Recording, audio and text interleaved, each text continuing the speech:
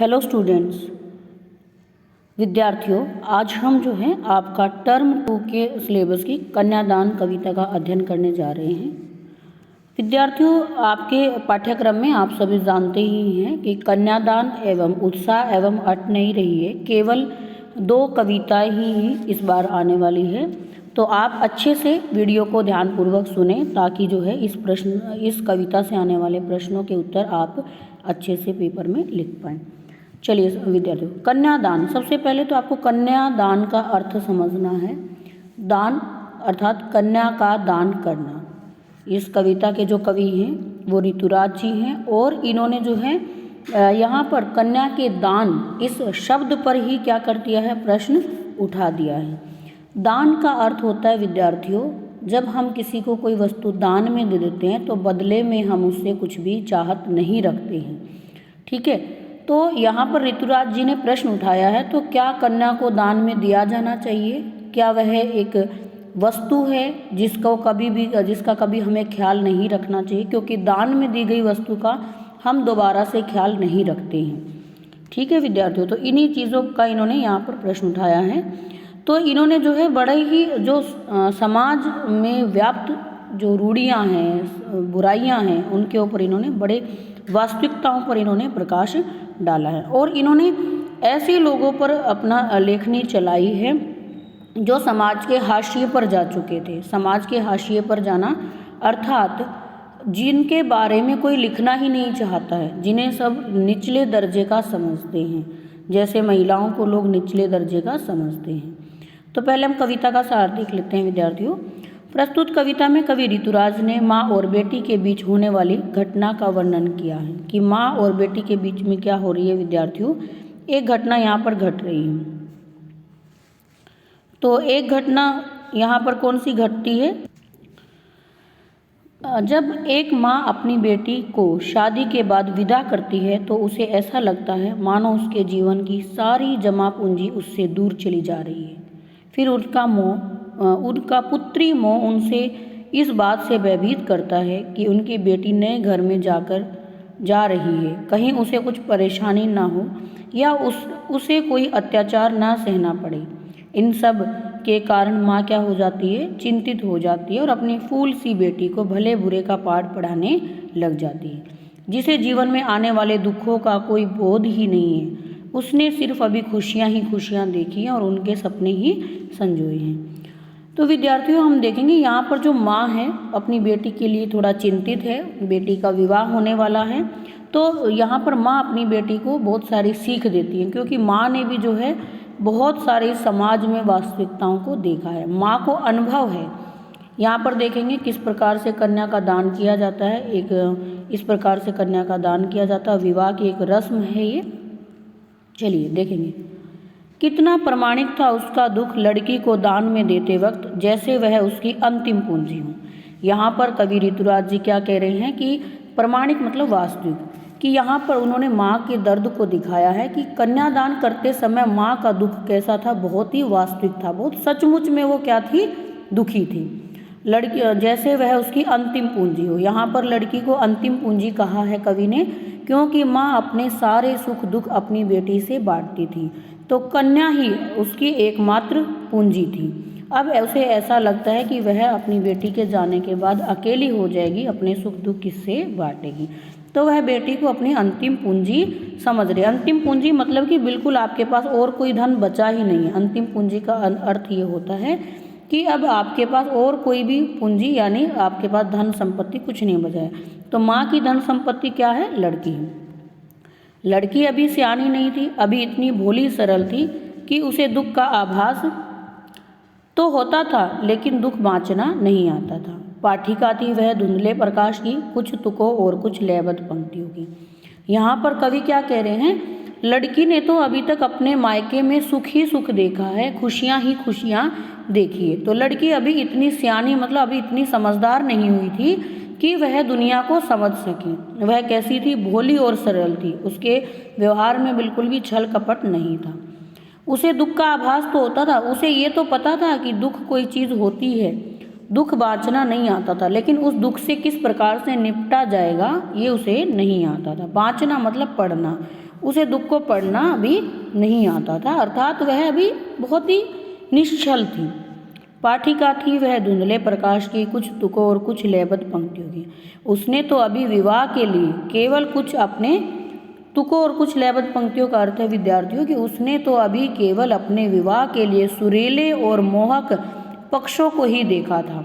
केवल उसने अच्छे अच्छे सपने ही संजोए थे। जैसे जब व्यक्ति का विवाह होता है तो कोई भी लड़का हो या लड़की हो, उसके मन में कुछ सपने होते हैं। जब मैं अपने ससुराल जाऊंगी तो इस प्रकार से कपड़े पहनूंगी, ऐसे सजू धजूंगी और मेरी सब तारीफ करेंगे, ये सबको लगता है। जैसे आप लोग नॉर्मल सी किसी शादी में जाते हैं तैयार होकर विद्यार्थियों, तो भी आप क्यों तैयार होते हैं? आपको लगता है कि मैं सबसे सुंदर दिखूं शादी में, लोग मेरे ड्रेस की तारीफ करें, मेरी तारीफ करें।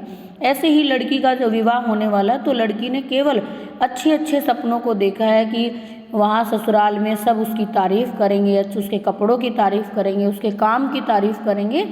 लेकिन माँ यह समझाना चाहती है कि यह सब वास्तविक नहीं है, क्योंकि ससुराल में कोई किसी की तारीफ़ नहीं करता है। आपने हमेशा देखा होगा बहुत कम लोग ऐसे होते हैं जो अपने बहू के कामकाज से सेटिस्फाइड होते हैं, खुश होते हैं। आप कितना भी अच्छा काम करो, केवल आपकी माँ ही आपकी तारीफ़ करती है। सास में और माँ में आकर यहाँ पर ही अंतर हो जाता है। पाठिका थी वह धुंधले प्रकाश की।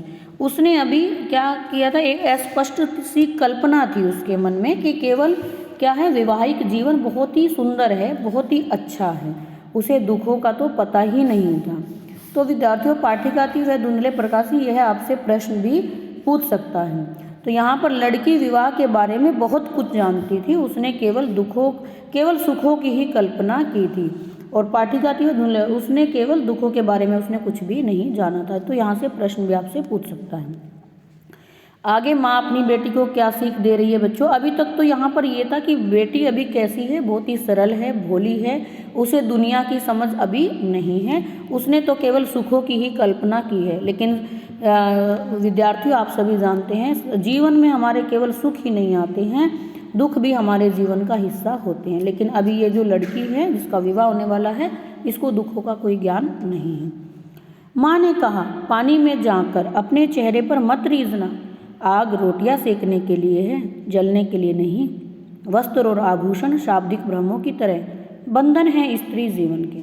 आगे माँ अपनी बेटी को क्या कहती है कि तुम शीशे में, आईने में अपने आप को देखकर कभी स्वयं की सुंदरता पर घमंड मत करना, क्योंकि ये क्या होते हैं, ये तुम्हें ये सब चीज़ें आपको वैवाहिक मोह में फंसा लेते हैं, है ना।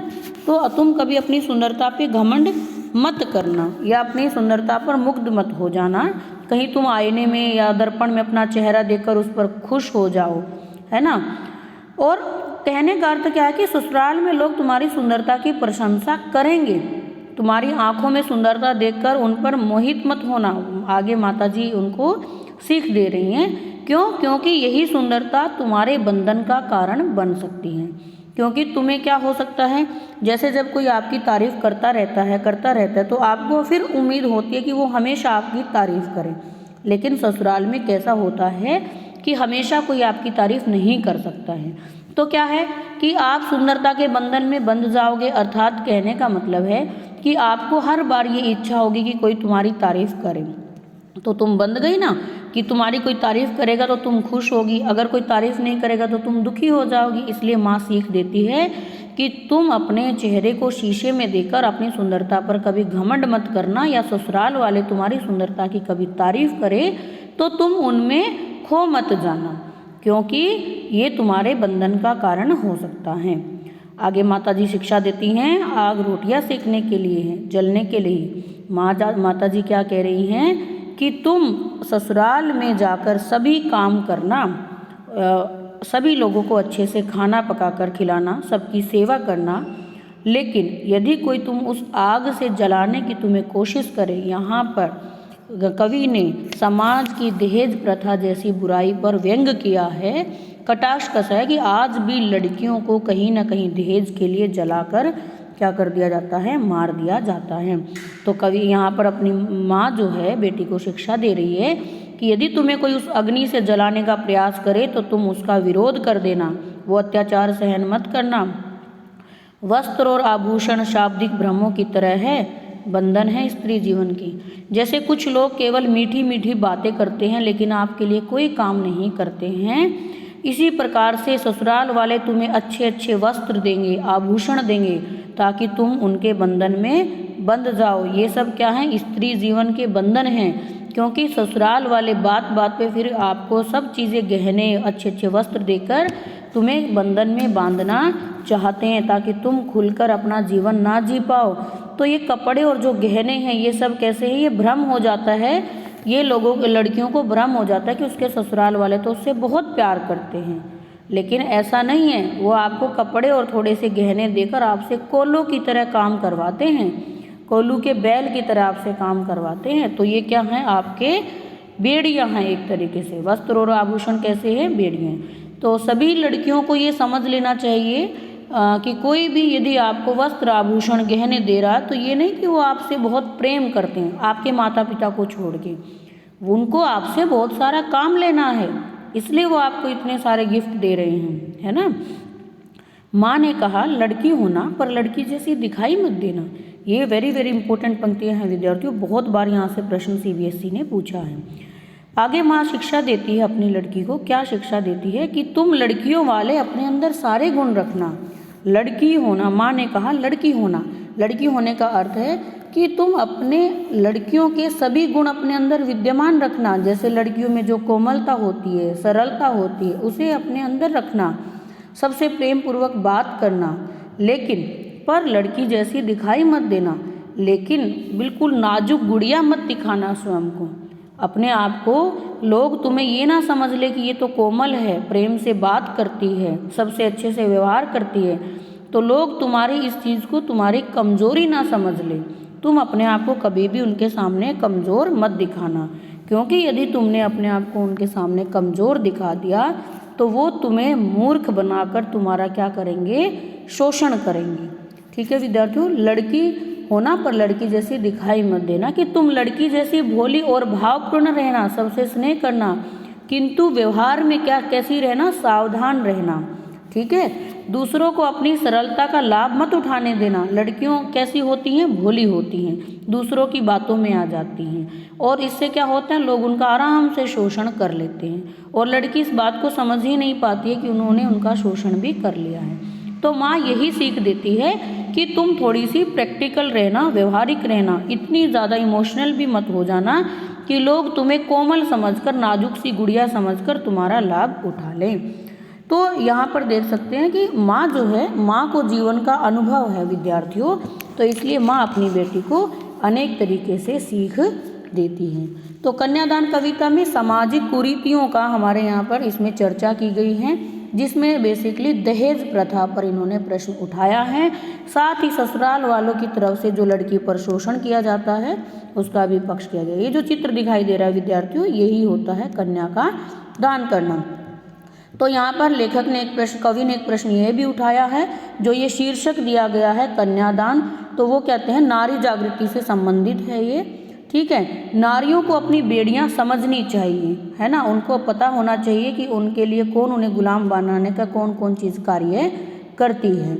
और उन्होंने ये भी प्रश्न उठाया कि आखिर कन्या का दान क्यों होना चाहिए? कन्या का दान होना ही नहीं चाहिए, है ना, क्योंकि कन्या तो एक वस्तु नहीं है, कन्या एक जीती जागती लड़की है जिसके अंदर सभी भावनाएं विद्यमान हैं। ठीक है विद्यार्थियों, तो आपसे कन्यादान कविता का उद्देश्य पूछे तो आप कर सकते हैं, संदेश पूछे तो भी कर सकते हैं। आपके यहाँ से प्रश्न हमेशा CBSE ने बहुत बार पूछा हुआ है, तो आपको इस कविता को अच्छे से कर लेना। आप कोई अपना सुझाव देना चाहते हैं तो आप कमेंट बॉक्स में दे सकते हैं।